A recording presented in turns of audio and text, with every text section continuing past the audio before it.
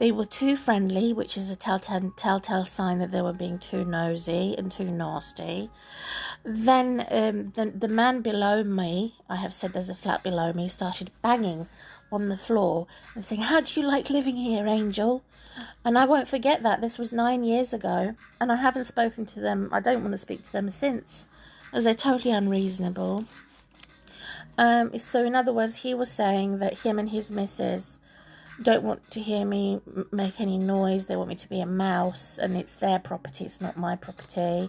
It's as if they ghost me. They wanted to expand their accommodation into my accommodation and say that my accommodation above them was not mine, that I don't have a home. And that's what they wanted to tell me indirectly, to threaten me. And I don't like being called an angel. I don't like him banging on his ceiling, which is my floor. I reported it to my landlord, and it got me into trouble. It got me nowhere. They didn't talk to them about it, their deranged behaviour. They didn't support me. Instead, they were questioning my mental health again, because I'm unemployed and they're employed. So automatically, I'm the mad woman here.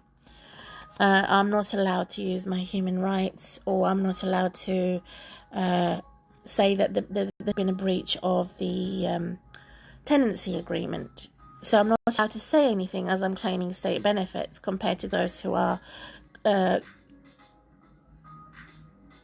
who have the case of a leaseholder or a mortgage thing. So that's the bottom, from the bottom to the top of what's happening, how it all went wrong.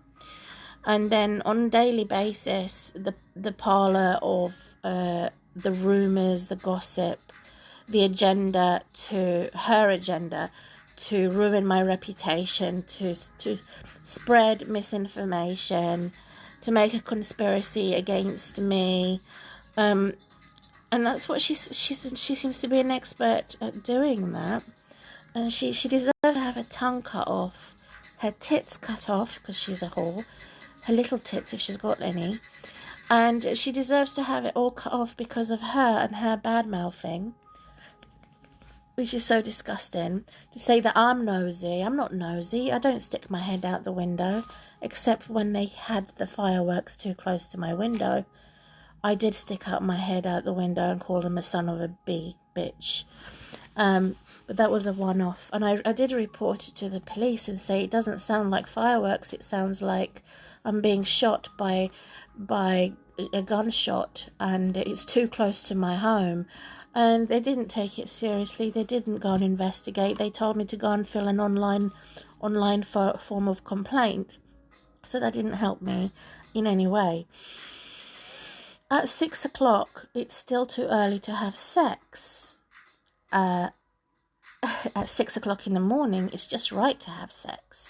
Like I say, if it's going to not break the law and cause a civil unrest and rioting, which is the same as rioting on the streets and even protesters.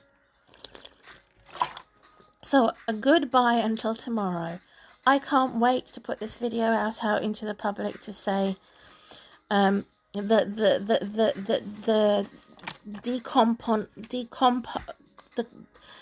it's the same as decomposting something. It's so rotten.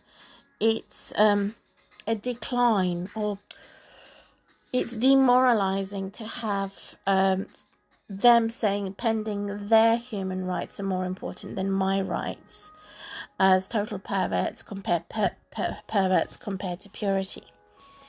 So as for holidays, I would want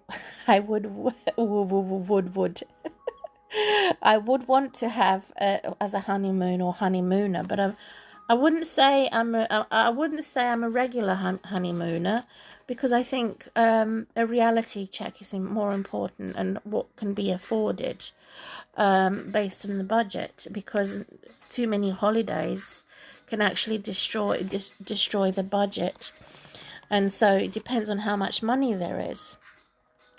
If I was rich, then I would have lots of holidays because I would have lots of money. I'd be earning money every hour. Then that's a different case. So to have that sense of control of my time, of my freedom, my space, my private space, without the intrusion of somebody's huffing voice and husky voice and heavy breathing. It's immoral. It's hatred. It's rude and wrong. Which is the same as some type of airborne disease called coronavirus pandemic, or any other airborne disease that is uninvited. It's an uninvited guest. It's not even a guest. It's unwelcoming, and it's a hate crime against me or against any children as a mob that would break the rule and break any rule that they could. So far, so good. They kept a distance. So they have an audience, I'm sure. They probably do sell their sex tapes. And Children's Social Services, local authorities probably would give them all the love and the money in their bucket if they were homeless. But they would give me no money in my bucket if I was homeless. This is what I mean by racism and their favour. So if I am favoured, it's only because of God. It's only because of God's mercy on me. But God still was merciful to me when I was totally on my own, socially isolated, and I didn't have the internet. So I didn't, and so so I felt I was beaten up by them, and God was my good Samaritan when there was no one there. God took care of my wounds. God gave me earplugs to wear all night long or all morning long, so I didn't have to hear them. But now my ears are very sensitive. They had been bleeding for 2 or 3 months. I think I had an imperforated eardrum or something like that. I had a terrible infection from earplugs, and so I have been deterred from wearing earplugs. And but I don't want to overdose on pain relief. I've just dissolved some tablets here for my spine and for these are my pills that I'm taking here, which are dissolvable pills. I don't want to overdose on them. And they're pills. So if I was overdosing, then that would make me as bad as someone who was a heroin addict or taking too much drugs. So as a hospital patient, that I am looking for alternative operations and surgeries that could actually fix my life, my back, and get my Jesus off of that cross, because my life shouldn't be worse than death in the tomb. I'm a young woman. I have a lot of love to give. I have written good reports and paperwork.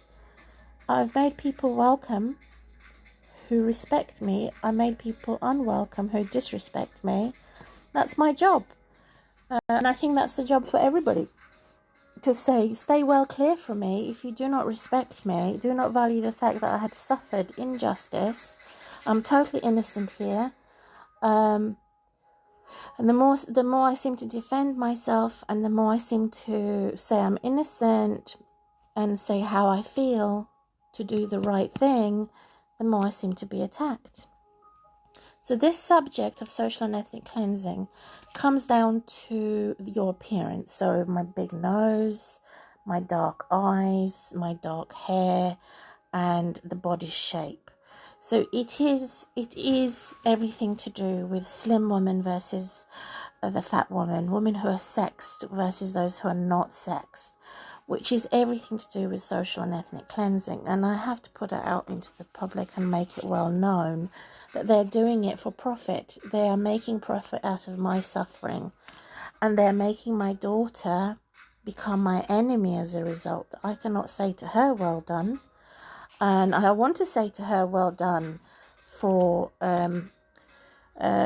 not going towards what everybody else is doing and follow the crowd and do what everyone else is doing so that you can remain popular. I want to be able to say well done to her. And I run out of time at my last telephone talk, and I'm hoping it's not too late.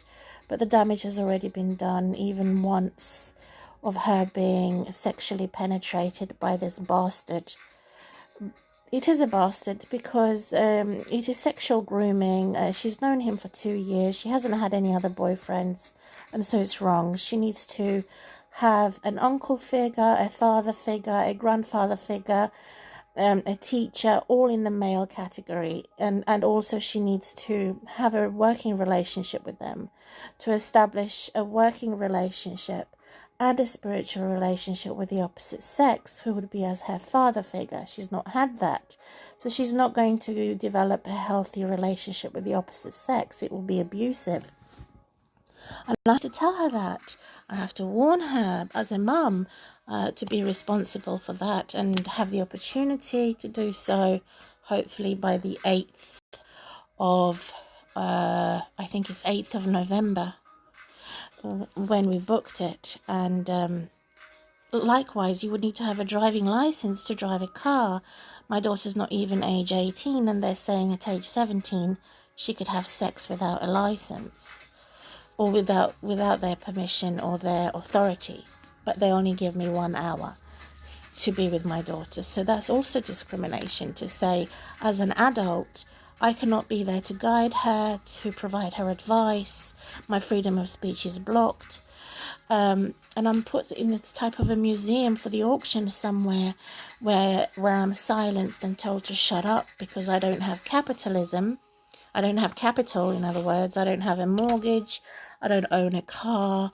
I don't have up-to-date education. So that's why they've silenced me.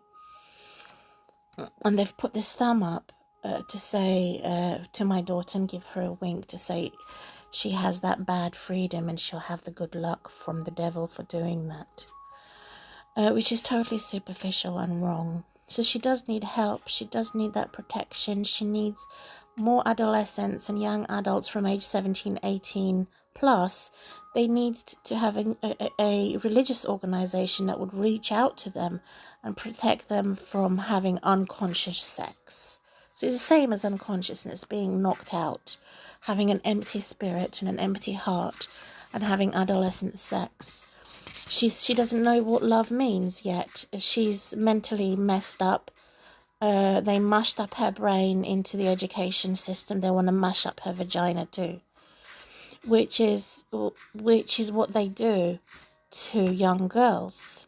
And it's causing me a post-traumatic stress disorder to say that my daughter can accidentally become pregnant, to say that she could be poisoned, she could become so hot that she would want to have multiple sexual partners and become sexually active by having even other perverse type of sex. She could go on drugs as a result and be a deadlock to her spirit, so that she has no access to the Holy Spirit, only the bad spirit, which is a ghost. Each and every human being has a spirit. Those that don't have a soul are not attached. They have a detachment disorder. So my daughter is suffering from emotional detachment disorder, which is a trauma. Also far worse for children and young adolescents who have been forced into a stranger's house and have been forced to be separated from their loving parents. So I'm not a celebrity here. If they're going to compare me to Roger, for example, who had assaulted me, and I had reported him to the police as he was boasting about it. He had his booster injection. He had his COVID pandemic injections. And so did my daughter. So they're both actually so annoying. When they get bored, they will do anything to access materials to have the government on their side. Blimey, and oh bother. So my social isolation and doing self-shielding counted for nothing. And they're saying that I'm more dangerous, when in fact they're more of a carrier for the disease and more feasible to get it compared to those who have never had it.